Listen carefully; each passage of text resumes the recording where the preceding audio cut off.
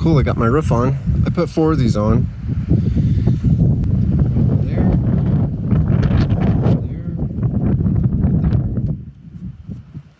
So I got my roof screwed on with 4 of them. I'm gonna do 1 each with 6-inch nails that go almost all the way through here. Then I gotta get 1 more 2x4 10-footer over there, just like down on the end. And then I gotta get 1 more 2x4 down here against here. And then I gotta get 1 over there to lessen that gap. Pretty cool. Then I got the door jamb in. That was fun, but I did it a little at a time.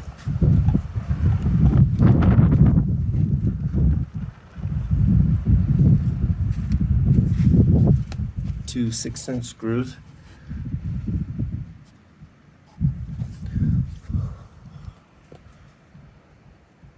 All right, have a good one.